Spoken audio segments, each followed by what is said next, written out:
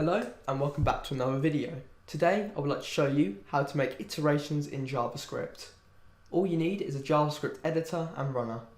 First you want to put if and then brackets.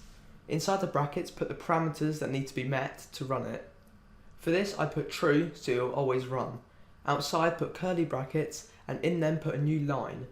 Now inside put what happens if the parameters are met. For this I put display hello.